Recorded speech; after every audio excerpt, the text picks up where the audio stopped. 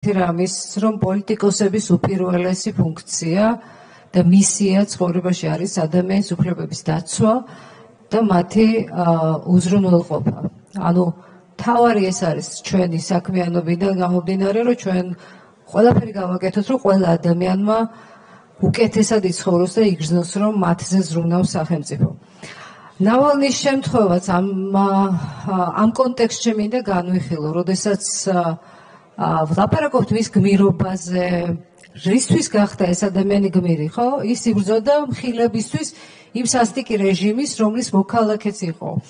რა მოგცა მისმა გმირობამ და გარდაცვალებამ? სევდის მომგრელია მართლა ამის ყურება, როდესაც მუდმივად ხდება რაღაცების დატოვება. სინამდვილეში ერთ რამეზე ხო ვთანხმდებით, რომ პუტინმა და რუსეთის სასტიკმა რეჟიმმა ეს ადამიანი შეიწირა და ჩვენ ახლა ამაზე სათანადო რეფლექსიასაც არ ვახდენთ, ხო?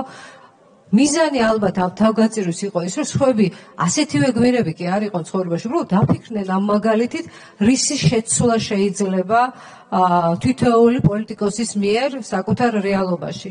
და არ მინდა ეს კონკრეტული მაგალითები, მაგრამ რაღაცაზე ვიფიქროთ, რა შეიძლება უკეთესად გავაკეთოთ იმისათვის, რომ უბრალოდ ადამიანის უფლებები უკეთესად იყოს დაცული. არ მოვიყვან მე იმ მაგალითს, რაზეც ახლა ჩემი კოლეგები საუბრობენ.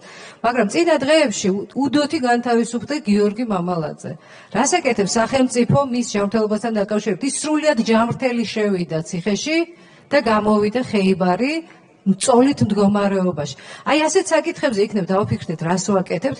ჩემთვის ეს არის ნავალნის მაგალითი. ეს ერთი ნაწილი. მეორე ერთ-ერთი უმნიშვნელოვანესი საკითხი. სამწუხაროდ გვაქვს რეალობა, როდესაც საქართველოში არსებულ პრობლემებთან დაკავშირებით ინფორმაციას BBC-დან ვიგებთ და მე მინდა უკანონო გაშულების საკითხებს შევეხო.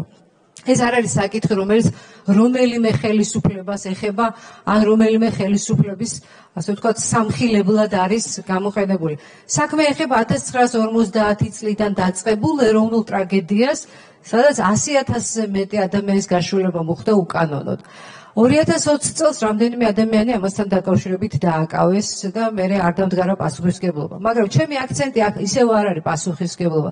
ჩემი აქცენტი არის ის, რომ ადამიანი უნდა ეს ძალიან გლობალური საკითხია, ზოგზე დანაშაულზე ხანდაზმულობის ვადაც გავიდა და ასე შემდეგ, მაგრამ თავარი არის ის, რომ ჩვენ გვყავს ადამიანები, რომლებიც საკუთარ წარმოშობას ეძებენ და ხელისუფლება ვერაფერში ვერ ეხმარება. იგივე პერსონალურ მონაცემებთან დაკავშირებით, სადაც არქივებში მათ არ აქვს წვდომა.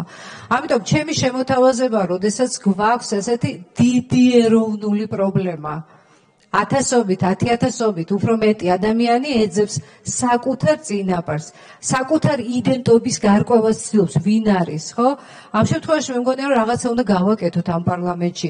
დავსხეთ, გთავაზობთ, თუნდაც კანონმდებლობის დონეზე მაინც ერთი ნაბიჯი გადავდგათ იმისათვის, რომ დავეხმაროთ თითოეულ ადამიანს, იმიტომ რომ მე მყავს მეგობარი, რომელიც არის მარტო, იცის რომ ნაშვილები იყო. მისი მშვილებლები გარდაიცვალნენ და ვერ პოულობს ვერავის. და ამისთან ადამიანებს აქვთ უფლება, რომ მოითხოვონ დახმარება ხელისუფლებისგან და იქნებ დავჯდეთ და ამ საკითხებზე ვითანამშრომლოთ. რომ კონკრეტულად არა დასჯის, არამედ ადამიანებისთვის გავაკეთოთ ის, რომ მათ იპოვონ საკუთარი ნათესავები და ოჯახის წევრები. მადლობა დედა. მაკა ბოჭორიშვილი, შემდეგ ალექსანდრე ელისაშვილი, ანა წითლიძე.